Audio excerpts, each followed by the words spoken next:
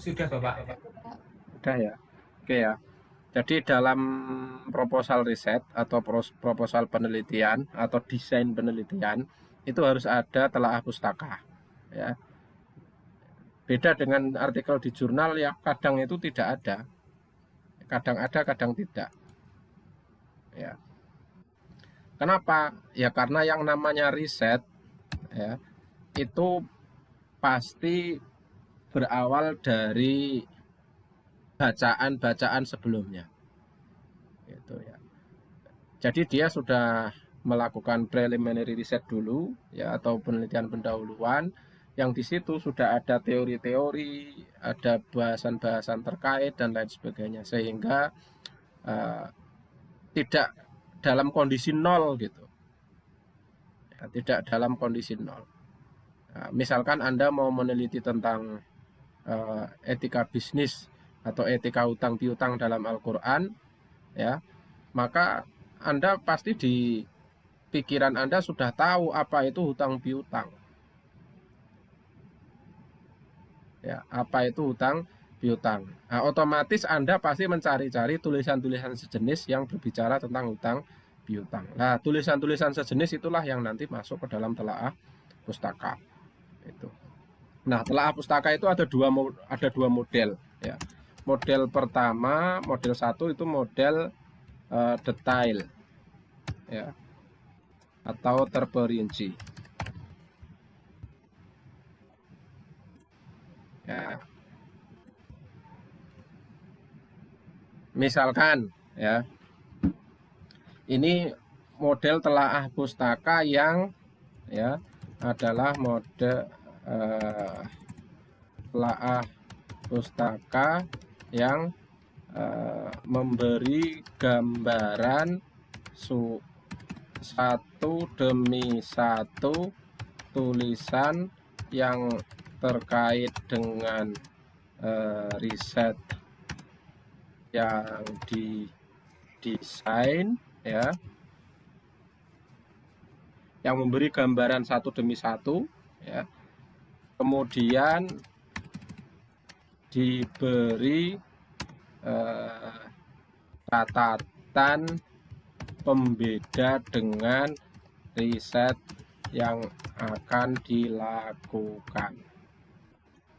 Nah, ini ya, ini model terperinci. Ya. Misalkan kita melanjutkan yang kemarin ya tentang etika utang piutang dalam Al-Qur'an. Nah, itu kan yang terkait dengan tema itu kan misalkan ya satu etika ya kemarin kan dikelompokkan ya. Misalkan jadi untuk melihat telaah pustaka itu harus dilihat judul dulu kan kemarin itu. Ya. Contoh ya.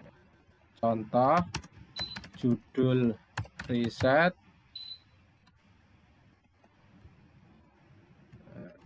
etika hutang piutang dalam perspektif Al-Qur'an.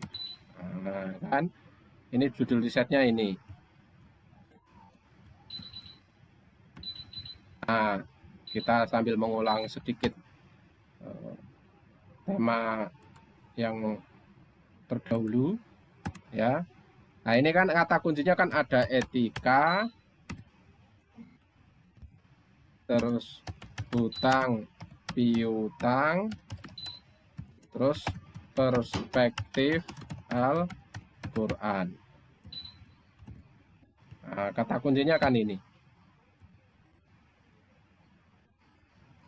Nah, ini kata kunci. Nah, dari tiga kata kunci ini nanti diturunkan menjadi telaah pustaka. Ya, berarti nanti telaah pustakanya dikelompokkan ya.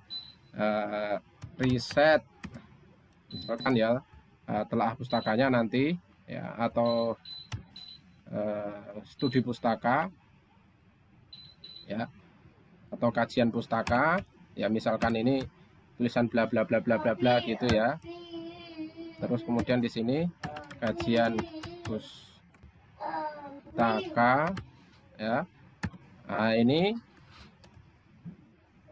ada keterangan misalkan riset terdahulu atau tulisan-tulisan atau tulisan ilmiah yang terkait dengan tema ini dapat dikelompokkan menjadi 3 kelompok, yakni riset yang terkait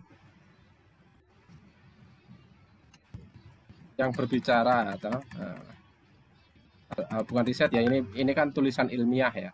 Ini tulisan ilmiah, maka di sini juga kita pakai istilah tulisan ilmiah, yakni tulisan yang membahas ya, membahas atau bicara tentang etika. Terus tulisan yang membahas tentang hutang piutang, dan tulisan yang membahas tentang perspektif Al-Quran. Nah, ini kata pengantarnya kira-kira seperti itu setelah setelah judul subjudul telah pustaka atau kajian pustaka. Nah, terus setelah ini kan ini ya, ini kan pertama nih ya, membahas tentang etika Al-Quran. Nah, misalkan di sini tambahkan tulisan yang termasuk kelompok pertama, misalnya ya, coba kita cek di Google Scholar ya, tentang etika.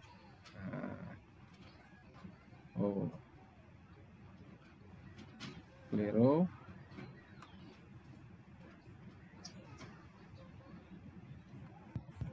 Ya, kita buka etika.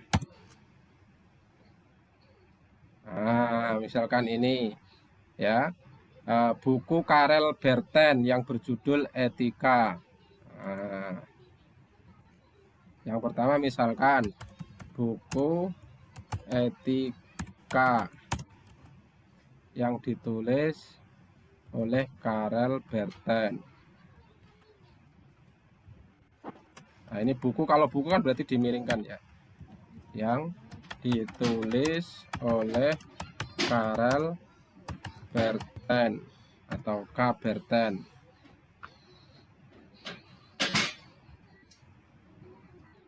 Nah, buku ini berbicara tentang etika dari sudut pandang ilmu filsafat, misalkan ya, pembahasannya sangat umum. Nah, belum ya. Nah, ini kan jadi di bagian awal ini, nah ini buku ini masuk dalam kategori ini ya. Ya, telah pustaka kan ini nih, telah pustaka ya, yang memberikan gambaran satu demi satu tulisan yang terkait dengan riset yang didesain, yang dirancang, kemudian diberi catatan pembeda. Nah, ini contohnya. Nah, ini buku ini bicara tentang etika dari sudut pandang filsafat ilmu. Nah, ini kan ya, gambarannya secara singkat seperti itu. Ini kan gambaran. Nah, ini kan gambaran. Terus kemudian diberi catatannya ini ya, sangat umum. Nah, ini dikasih pembeda, belum masuk ke tema hutang piutang. Nah, misalkan etika hutang piutang. Nah, nanti terus ini dikasih apa ini, footnote, referensi footnote. Nah, itu Bertens etika. Nah, Terus penerbitnya Yogyakarta.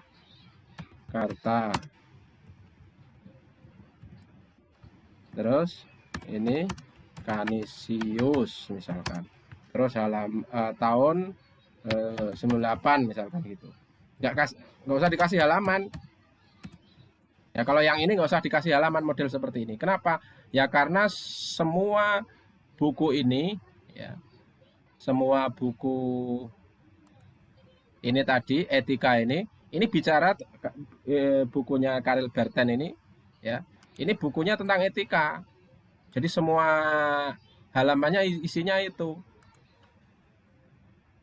Nah ini, ya kan, seri filsafat K. Berten, ya kan. Nah, jadi nggak perlu ditulis halamannya. Kalau ditulis halamannya ya semua buku ini halamannya ini bicara tentang etika, ya, tema etika umum.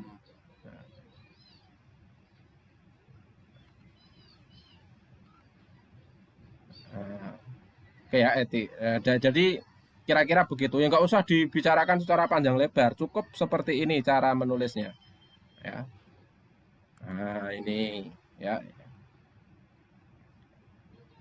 Terus yang kedua, misalkan contoh lainnya adalah buku apa ini? Nah, ini Etika Jawa yang ditulis oleh Frans Magnus Susino. Nah, ya kan?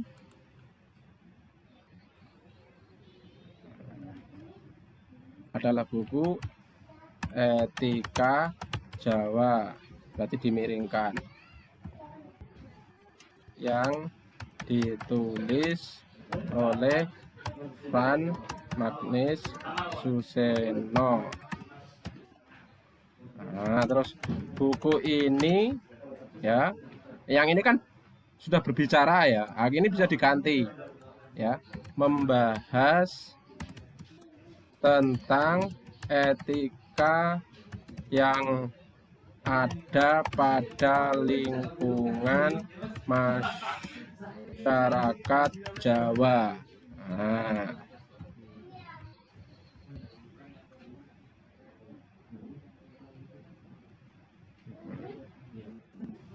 ya, pada masyarakat Jawa, sehingga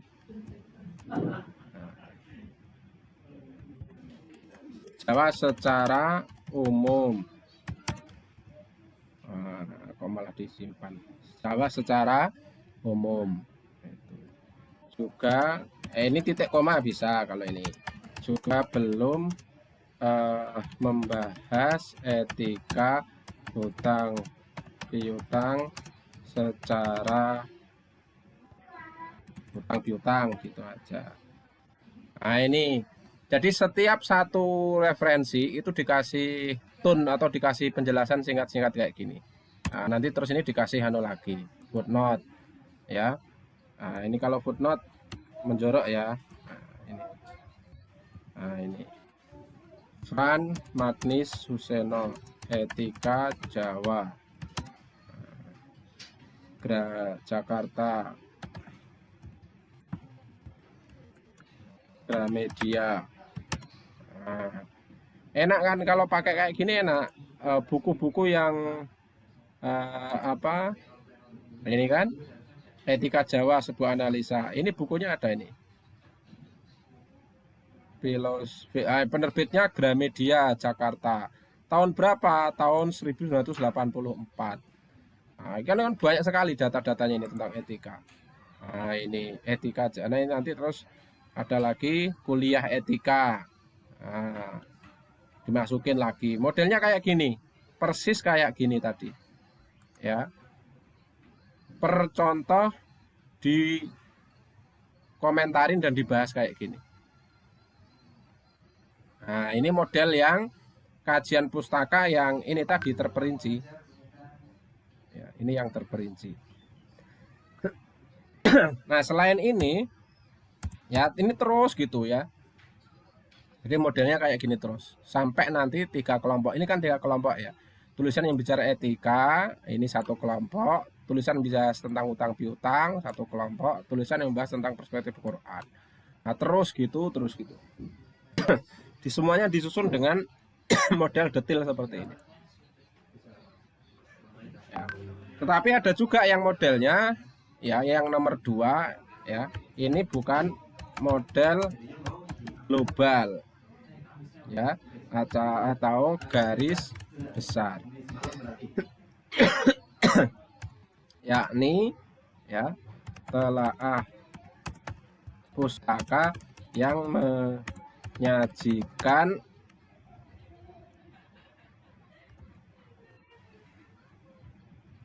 beberapa kepustakaan secara bersama berdasarkan kesamaan tertentu untuk kemudian diberi catatan pembeda dengan riset yang sedang didesain atau dirancang. Nah, ini model global atau garis besar. Nah, kalau yang ini, ya, ini modelnya nanti kembali ke sini, ya, modelnya ke sini. Kan 3 kelompok pertama, tulisan-tulisan yang membahas tentang etika. Nah, ini, ya, kita pakai model ini, ya.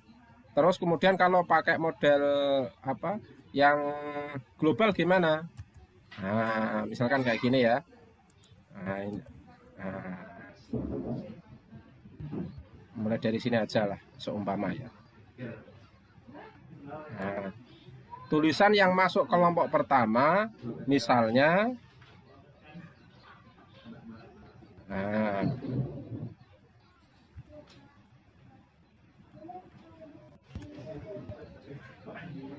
yang ditulis oleh Karbeten. Nah, ini terus koma. Terus kemudian buku Etika Jawa yang ditulis oleh Fran Magnis Suseno. Nah, ini tahun berapa ini? Etika Jawa. Nah, ini tahun berapa? Kalau yang ini jelas tadi, ya, tahun 1984. Kalau ini tahun berapa? Katakanlah 1900, ya. Nah, misalkan. Nah, terus kemudian ada lagi nggak ini di sini? Ya, tinggal dicarikan aja kuliah etika. Kuliah etika yang ditulis oleh Aceh Zubair. Kuliah etika yang ditulis oleh Aceh Zubair.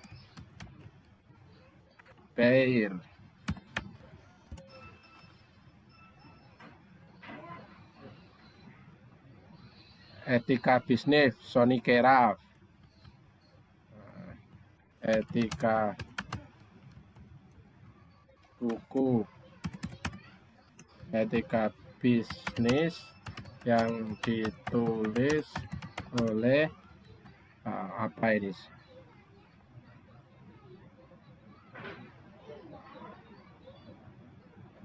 Eskeraf dan lain-lain. Nah, itu. Nah, ini setelah kayak gini, ya, setelah kayak gini nanti terus dikasih catatan secara global. Buku-buku atau judul-judul, ya. Judul buku ini membicarakan etika dari berbagai perspektif. Buku pertama dari, nah, misalkan kan dari perspektif filsafat, terus kemudian buku kedua Fran Magnis Suseno yang ditulis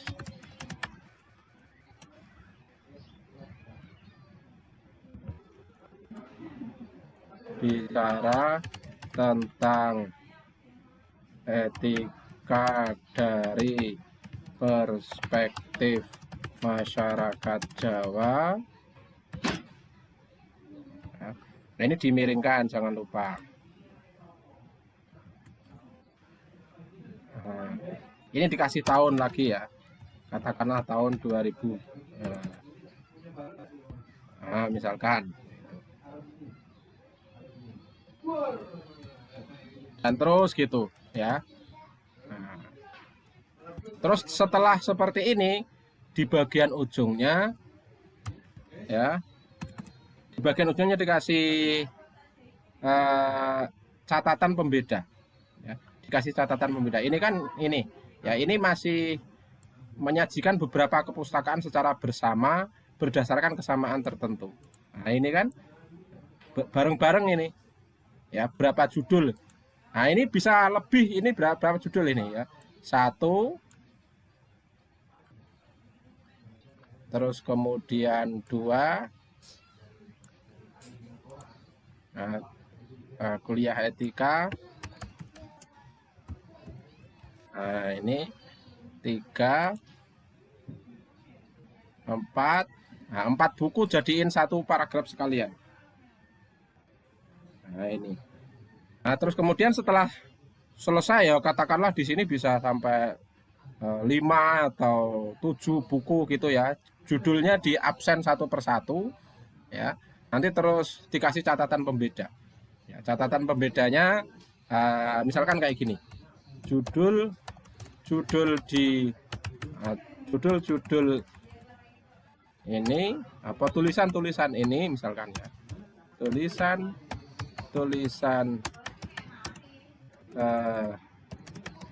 sama sekali tidak ada yang menyinggung tentang etika hutang piutang. Nah, misalkan kayak gitu ya. Nah, kalau yang ini kan 3 judul, 4 judul ya, 1, 2, 3, 4 atau mungkin 5 atau berapa, terserah sampean ya, tergantung sampean melihat ini sudah proporsional apa belum ya. Nah, kalau yang ini kan satu judul itu 1 kalimat kalau yang ini ya, satu, atau misalkan ini di enter ya. Jadi 1 judul itu bisa jadi 1 paragraf ya. Kalau ini yang bagian ini 1 buku itu jadi 1 paragraf. Nah, ini sampean pembahasannya bisa di informasinya bisa ditambah lebih detail gitu misalkan, sehingga nanti membentuk penilaian atau pembahasan 1 buku jadi 1 paragraf. Ini juga 1 buku 1 paragraf. Nah, kalau yang model ini itu 1 paragraf bisa terdiri dari banyak judul, banyak buku ya. Nah, jangan lupa nanti setelah model kayak gini, kalau yang kayak gini modelnya, maka di sini harus dikasih footnote juga, karena kita modelnya kan mengikuti yang pola footnote ya, bukan innote. Nah, kayak gini dikasih footnote lagi. Gitu, ada kata-kata kewek-kewek. Nah, kira-kira begitu. Ya, bla bla bla bla misalkan. Nah, itu sesuai dengan ini. Ya, sama kayak gini misalkan. Yang ini juga dikasih footnote. Ya. Kasih. Nah, ini juga nanti Sony F-Kera. Nah, ini juga dikasih footnote. Nah, itu. Nah, ini kalau pakai cara manual. Ya. Pakai cara manual. Nah, ini 1 paragraf isinya banyak sekali judul. Ya, sehingga ini kan misalkan ini ya, buku tulisan yang terkait dengan judul ini ada 3 kelompok ya. Kelompok 1,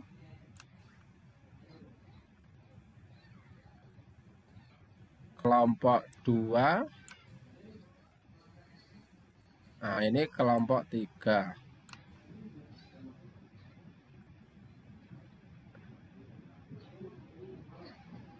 Nah, misalkan ini kan kelompok 1, kelompok 2, kelompok 3.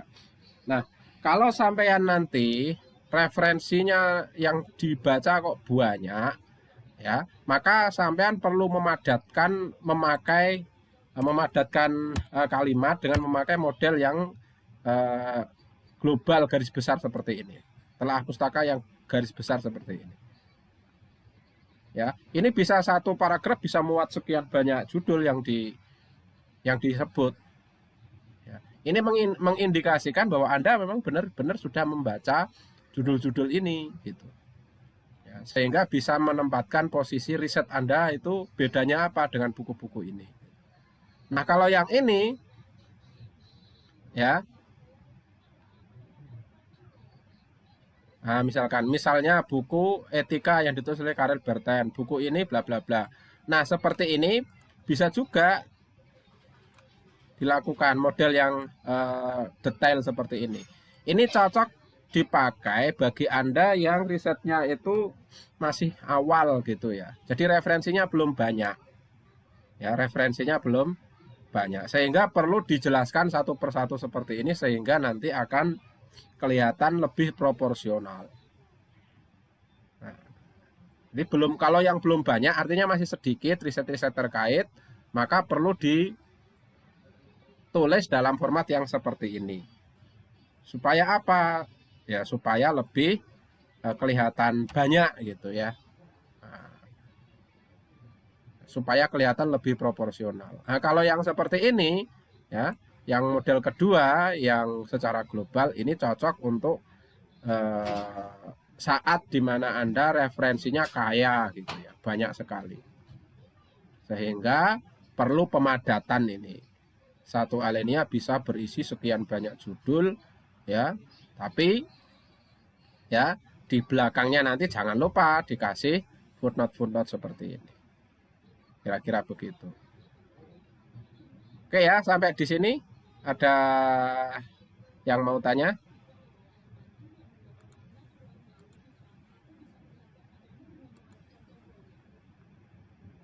Oke, ada yang kaitannya dengan telaah pustaka? Saya, Pak. Ya, silakan Mas Faruk. Untuk telaah pustaka ini ada batasan harus berapa referensi gitu nggak, Pak? Enggak, ya. Secara resmi enggak ada, tetapi batasannya itu adalah rasa proporsionalnya itu loh. Ya, jadi ya jangan hanya satu dua. Kalau satu dua kan kelihatan sekali itu Anda kurang melakukan preliminary research atau penelitian pendahuluan. Ya, jadi pada dasarnya nggak ada batas minimalnya itu nggak ada.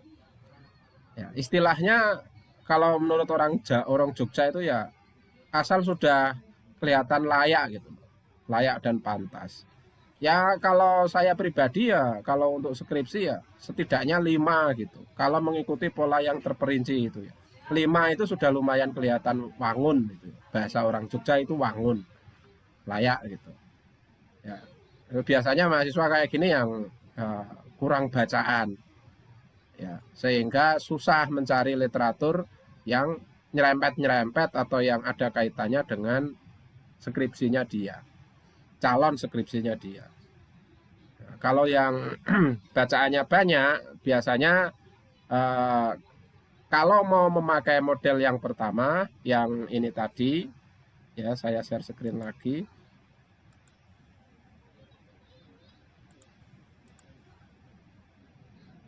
Kalau Anda itu referensinya kaya, banyak, kok memakai model yang pertama seperti ini, ya itu nanti akan panjang gitu. Proposalnya sampean akan panjang, hanya literatur reviewnya sangat panjang. Itu nanti ya menjadi tidak proporsional lagi. Ya, misalkan latar belakangnya itu 2 halaman atau 3 halaman. Literatur reviewnya sampai 15 halaman. Nah itu kan jomplang. Itu. Ya kalau misalkan latar belakangnya itu sekitar 2 atau 3 halaman ya nanti kira-kira literatur reviewnya ya sekitar 2 atau 3 halaman. Ya, jadi nanti diperhatikan proporsional tidaknya itu berdasarkan masing-masing jumlah halaman yang ada pada secara garis besar yang ada pada proposalnya sampean itu. Ya, pendahuluannya, latar belakangnya ada berapa, ya maka kemudian di situ literatur reviewnya ya kira-kira ya seimbang dengan itu latar belakang itu. Gitu. Ya kalau literaturnya Anda banyak, ya jangan ditulis dengan model yang pertama seperti ini, ya karena nanti akan panjang, ya memakan banyak halaman. Tapi tulislah dengan model yang kedua seperti ini. Nah, ini akan lebih eh, proporsional, lebih wangun. Kalau bahasa orang Jogja itu wangun, ya proporsional kalau dalam bahasa endaki-endakinya, kira-kira begitu. Oke, ya. Ada lagi? Untuk proposal sendiri itu minimal berapa halaman, Pak? Ya, kalau untuk skripsi ya enggak ada minimal. Ya kalau wangunnya itu ya setidak-tidaknya 6 7 itu sudah cukup. Ya, yang jadi kendala itu sebenarnya bukan jumlah halamannya berapa, tapi mahasiswa itu kadang banyak yang kalau nulis itu enggak fokus gitu. Sehingga sampai 15 halaman itu belum ketangkap kejelasan dia itu mau meneliti apa gitu. Ya, karena membuat proposal itu kan perlu kecerdikan untuk menyembunyikan hal-hal yang sebelum waktunya untuk ditampilkan itu nggak perlu ditampilkan. Banyak mahasiswa yang memunculkan banyak teori-teori di bagian pendahuluan, ya di bagian latar belakang itu supaya kelihatan pinter, kelihatan berbobot itu proposalnya. Nggak kayak gitu juga sebenarnya yang benar. Ya. Latar belakang itu fungsinya hanya untuk ya bukan hanya ya, tanda kutip ya, hanya untuk mengantarkan orang bahwa oh ini riset ini penting loh. Gitu. Ya. Jadi kalau di proposal skripsi prodi ya 7 itu sudah bisa itu 7 halaman. Tetapi ya 7 halaman itu ya anu ya 1,5 paragraf 1,5 spasi gitu. Ya kalau 2 spasi apalagi hurufnya itu huruf yang eh, apa itu eh, bok antik misalkan itu kan anu ya atau tahoma itu kan agak boros space itu. Ya. Jadi tidak mengacu kepada jumlahnya itu. Ya, tetapi mengacunya pada kualitas argumen yang dibangun itu bagus apa enggak. Sekalipun jumlah halamannya itu banyak, tapi kalau argumen yang dibangun itu lemah ya masih perlu direvisi lagi. Ya, bukan kok salah ya, masih perlu direvisi lagi. Itu. Oke ya, itu ya Mbak Ulia. Iya, Bapak. Enggak, Oke, untuk penyusunan telaah pustaka tadi yang model detail, apakah itu juga harus diurutkan sesuai dengan kelompok variabelnya, Pak? ya itu tadi Anda kan mengelompokkan menjadi 3 kelompok. Ya maka kelompok pertama itu ya lebih duluan disebutkan contoh-contohnya itu tadi. Baru setelah itu nanti kelompok kedua misalkan. Nah, nanti setelah itu kelompok ketiga, kira-kira begitu. Ya jangan nyungsang ya. Bisa masih tetap bisa ketangkap, tetapi itu secara kerapian pengorganisasian ide itu menjadi agak semrawut gitu. Ya, jadi kita bikin desain penelitian atau proposal itu juga ada kerapian pengorganisasian ya atau penataan ide-ide pikiran. Kalau melompat-melompat, pateng cerenang itu kan kelihatan tidak rapi. Itu kelihatan tidak rapi itu juga kalau ibarat orang pakai pakaian ya sudah benar pakaiannya yang namanya kerudung itu di atas, terus kemudian bajunya juga di tengah, terus roknya juga di bawah. Tetapi kan beda antara yang rapi dengan yang semrawut itu. Kira-kira begitu. Gitu ya. Iya, Bapak. Matur nuwun. Oke, ada lagi? Pak, izin Ya, bertanya Mas. Bapak. Ya.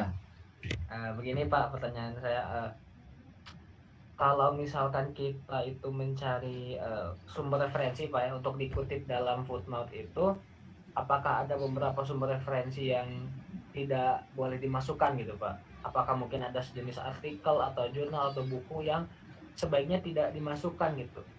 Ada Apakah ada yang begitu atau gimana, Pak? ya. Kalau jurnal semuanya boleh. Ya, buku juga semuanya boleh. Yang enggak boleh pertama ya, blogspot itu enggak boleh. Atau WordPress itu juga enggak boleh. Ya, atau Wikipedia. Kalau Wikipedia ya jangan. Wikipedia harus dilacak. Wikipedia itu kan ada anunya, ada footnote-nya. Lah itu diklik itu sumber referensi utama yang ada di footnote-nya mengacu kemana. Itu yang ditelusurin. Ya, di website-website tertentu itu orang kadang salah kaprah. Ya, salah kaprah. Kenapa? Sekarang ini kan banyak orang bisa membuat halaman website sesukanya gitu ya. Asal dia punya duit, terus kemudian sengaja memancing klik ya, dari masyarakat umum. Nah, tulisan-tulisan yang kadang itu isinya cuman kompilasi-kompilasi yang tidak berbobot secara ilmiah. Misalkan ya, gempar, Quran ini tidak bisa terbakar meskipun ada kebakaran hebat. Ya, terbongkar. Nah, misalkan keajaiban bacaan surat Yunus bagi orang yang ngidam makan mikrofon misalkan. Nah, itu kan untuk website-website situs-situs yang ya nuwun sewu ya, ke kredibilitasnya kurang, itu kan nanti Anda menjadi dipertanyakan itu anunya, bobot keilmiahannya. Ya, karena saya kenal ada teman itu yang punya banyak sekali website blog gitu.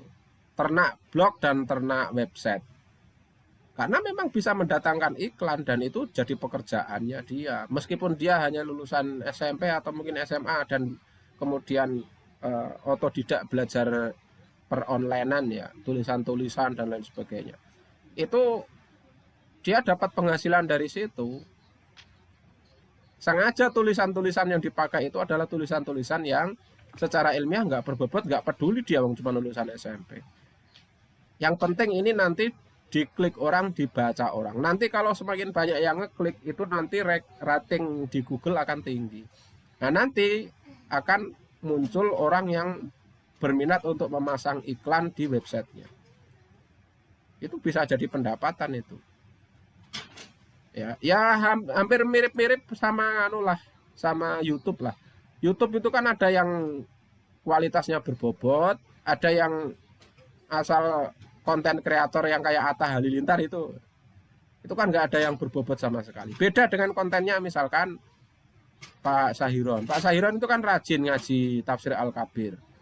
Ya, itu kira-kira bobot akademik ilmiahnya sama nggak dengan konten-kontennya Atta Halilintar? Ya. Beda, Pak. Beda. Apalagi misalkan acara seminar. Kan sekarang banyak tuh acara-acara seminar internasional, konferensi yang itu dimuat upload juga di YouTube. Itu jelas beda antara video konferensi di Indonesia atau di luar negeri yang ada di YouTube itu dengan konten yang dibikin oleh Ria Ricis misalkan. Meskipun sama-sama dari YouTube. Nah, kalau referensi misalkan kayak gini ya. Nah, referensi di YouTube itu bisa sampean masukkan misalkan misalkan ini. Misalkan ya konferensi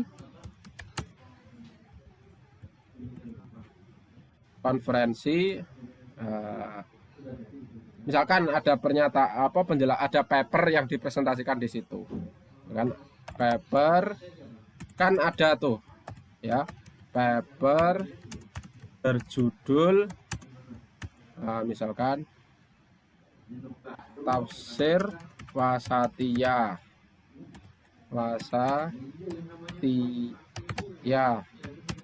yang dipresentasikan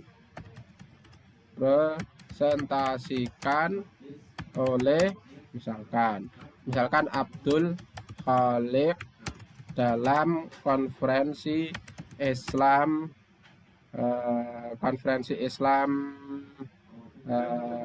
kontekstual misalkan. Kontekstual. Nah, kalau kayak gini, ini judul papernya di tanda kutip, terus ini konferensi Islam kontekstual, ini dimiringkan, ya, dimiringkan, terus kemudian nanti dikasih kota Yogyakarta, Yogyakarta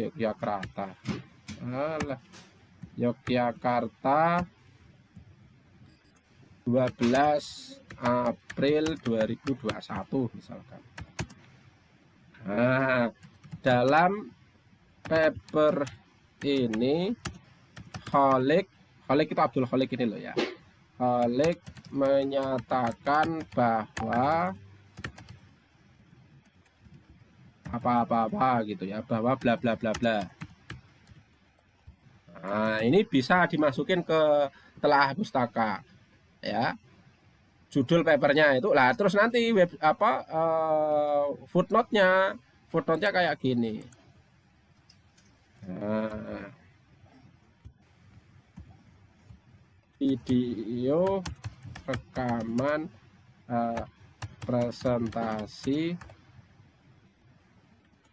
diakses melalui YouTube, ada link, apa linknya, tanggal berapa diakses. Nah, ini tanggal berapa, melalui kok memalui ya, diakses tanggal misalkan 12 Februari 2021. Nah, melalui link ini, nah, kayak gini bisa. Jadi video itu bisa dimasukkan ke telaah pustaka juga. Ya, kalau memang itu acaranya acara yang berbobot. Gitu. Ya. Nah, jadi bukan yang boleh YouTube boleh masuk enggak, Pak? Ya, YouTube itu kalau memang acaranya yang ada di YouTube itu acara ilmiah ya boleh. Tetapi kalau YouTube acaranya cuman kayak Atta Halilintar yang cekek atau Baim Paula ya enggak bisa. Oke. Gitu ya. Oke, sampai di sini. Ada lagi yang tanya?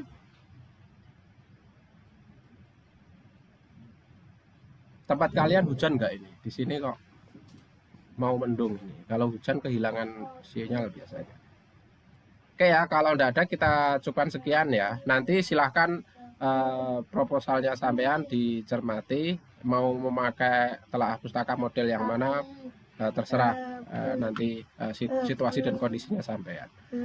Oke, kita cukupkan sekian. Kurang lebihnya mohon maaf. Wabillahi taufiq wal hidayah. Assalamualaikum warahmatullahi wabarakatuh. Waalaikumsalam warahmatullahi wabarakatuh. Ya. Apa sayang?